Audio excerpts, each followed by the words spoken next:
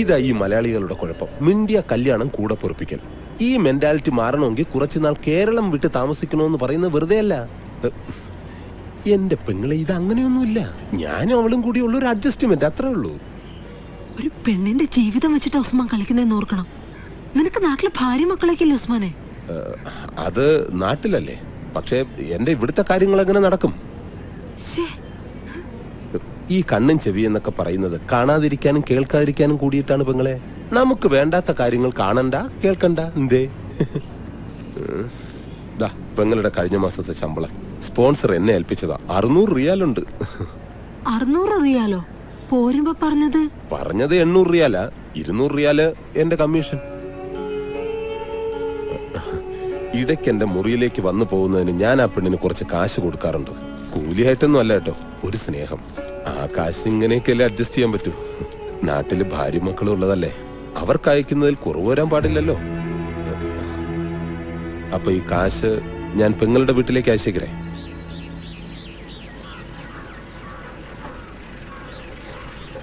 അമ്മേ വേഗം വാ, കത്തുണ്ടെന്ന് തോന്നുന്നു.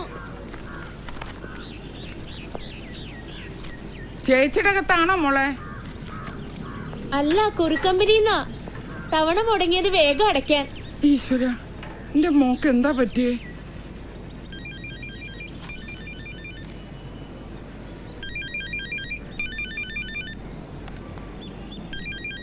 അമ്മേ വേഗം വന്ന്, പുറത്തുനിന്നുള്ള നമ്പറാ. ഹലോ ഹലോ, അശ്വതിയുടെ വീടല്ലേ? അതെ, ആരാ സംസാരിക്കുന്നേ? ഞാൻ സൗദിന്നാ. എനിക്ക് അശ്വതിയെ പറ്റിയിട്ടുള്ള ചില വിവരങ്ങൾ അറിയാനാ. സൗദിന്നാ? ഹലോ, ആരാ സംസാരിക്കുന്നേ? എന്റെ മോൾ എവിടെയാ? അവളെന്താ വിളിക്കാത്ത? അശ്വതിയുടെ അമ്മയല്ലേ? അശ്വതി നാട്ടിലോട്ട് അവസാനമായി വിളിച്ചത് എപ്പോഴായിരുന്നു? അയ്യോ, അവക്ക് എന്താ പറ്റിയത്? എന്റെ മോടെ ശബ്ദം കേട്ടിട്ട് ഇപ്പൊ മാസം 5 ആഴ്ചയിൽ ഒരിക്കൽ ഇവിടേക്കും അവിടെ ഭർത്താവിന്റെ വീട്ടിലേക്കും ഉടങ്ങാതെ വിളിച്ചോണ്ടിരുന്ന കുട്ടിയെ 2 മാസം കൃത്യമായിട്ട് പൈസ അയച്ചോണ്ടിരുന്നു. ഇപ്പൊ വിളിയുമില്ല, കത്തുമില്ല. അവളുടെ നമ്പറിലേക്ക് വിളിച്ചിട്ടുണ്ട്, കിട്ടുന്നുമില്ല. എന്താ എന്റെ മോക്ക് പറ്റിയേ? ആരാ നിങ്ങള്? ഞങ്ങൾക്ക് അവിടെ കാശും പണവും ഒന്നും വേണ്ട. ജീവനോട് അവളെ ഒന്ന് കണ്ടാ മാത്രം മതി.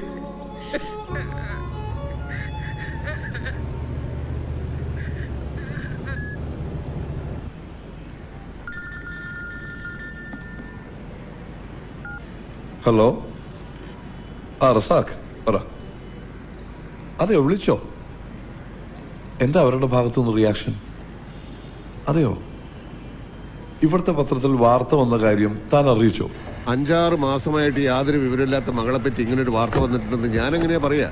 എന്തായാലും നാളെ ഞാൻ ബുറൈദ് വരെ പോകുന്നുണ്ട്. സ്പോൺസറുടെ വീട്ടിൽ കയറി നേരിട്ട് അന്വേഷിച്ച് കളയാം. അന്വേഷണ റിപ്പോർട്ട് അപ്പം അറിയിക്കാം. സൺഡേക്കോളം തികച്ചില്ലെങ്കിൽ തന്റെ പണി പോകുന്ന കേസല്ലേ? റസാഖെ, 3 കോളം 4 സെന്റിമീറ്റർ തയ്ക്കാൻ പറ്റിയ ഒരു വാർത്ത കൂടി കിട്ടുമോ? വിചാരിച്ച പരസ്യം വന്നില്ല. ഞാനൊരു ചാന്ത് ഭാഷയെ പറ്റി പറഞ്ഞില്ലേ, അത് കൊടുത്തോളൂ. അതൊക്കെ ഒരു വാർത്തയാണോടോ? പത്രക്കാർക്ക് പോലും നിങ്ങളുടെ ചാന്ത് ഭാഷ ഒരു വാർത്തയല്ല. അയാളെ ഞാൻ ആശുപത്രി കൊണ്ടുപോയി തിരിച്ചുകൊണ്ട് വന്നു. ഇനി ഞാനെന്ത് ചെയ്യാനാ? അയാളെ ഇനി ക്യാമ്പിൽ നിർത്താൻ പറ്റില്ല. നാട്ടിലേക്ക് വിളിച്ചപ്പോ തിരിച്ചയക്കണമെന്ന് അയാളുടെ ഭാര്യ പോലും പറഞ്ഞിരിക്കുന്നത്. അതെന്താ? കണ്ടോ, ഇയാൾ ഒരുപാട് തിന്നും. 4 പണിക്കാർ കഴിക്കണ ഭക്ഷണം ഇയാൾ ഒരു നേരം ഒറ്റയ്ക്ക് കഴിക്കും. ഞങ്ങളും അടുത്ത് ഉപ്പും മുളകും കൂട്ടി വായിക്ക് പിടിക്കുന്ന എന്തെങ്കിലും തിന്നാൻ കിട്ടുമോ? ഇതൊരുമാതിരി തവിട് തിന്നുന്ന പോലെ ഉണ്ട്. അത് ശരി, ഇന്നിവിടെ ആക്കി ഒറ്റ പോക്കായിരുന്നല്ലേ?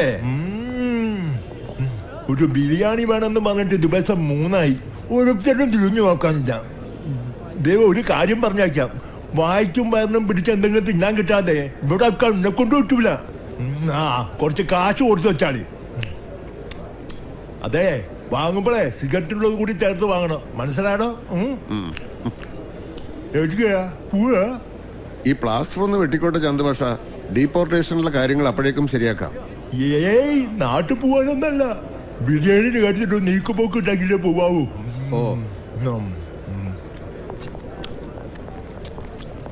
വരണ വെള്ളിയാഴ്ച ക്യാമ്പിൽ ഇൻസ്പെക്ഷൻ ഉണ്ടാവും.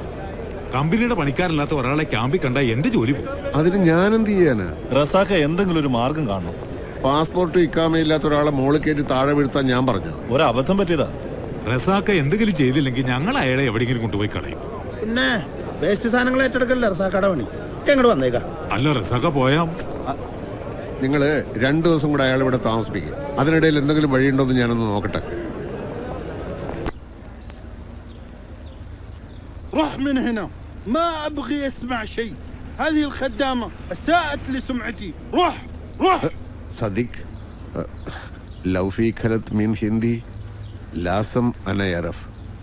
أنا يجي من سفارة. لا تتكلم ولا كلمة، ما ابغي اسمع شيء من المليباري. انت كمان خربان وكل الهنود خربانين، والا ابلغ الشرطة. get lost.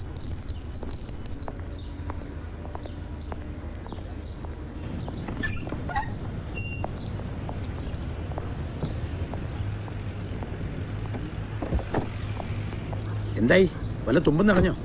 അറബിയിൽ മുട്ടൻ തെറികളുണ്ടെന്ന് ഇന്നാ മനസ്സിലായത്. പോയത് അങ്ങേരുടെ മുതലല്ലേ, പിന്നെ തെറി പറയാതിരിക്കൂ. ആ അറബിയുടെ പെരുമാറ്റം കാണുമ്പോൾ എന്തോ ഒരു ദുരൂഹതയുണ്ടെന്നാണ് എനിക്ക് തോന്നുന്നത്. ഇവരുമായി ബന്ധപ്പെട്ട ആരെങ്കിലും വഴി അന്വേഷിച്ചാൽ എന്തെങ്കിലും തുമ്പ് കിട്ടും. എന്നിട്ട് എന്നാത്തിനാ? ആ അജിത്ത് മേനോന് പത്രത്തിലിടാൻ ഒരു വാർത്തയും കിട്ടും, റസാക്കാടെ പോക്കറ്റിൽ കിടന്ന കുറച്ച് റിയാൽ പോയും കിട്ടും.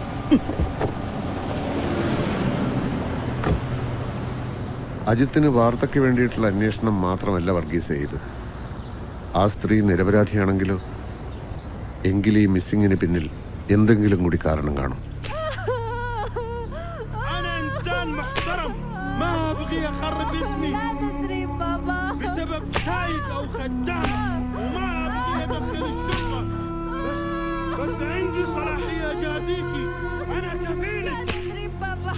انت مسلمة، الله ما يغفر لك اللي عملتيه. انت لو خربتي سمعة اهلي اقتلك. بابا اضربها، اكتبها. وينك يا حيوان؟ انا اترك عشان انت معنا من 10 سنين. ايوه، ما ابغي اشوفك هنا ثاني. روح من هنا ولا اسلمك للشرطة. روح.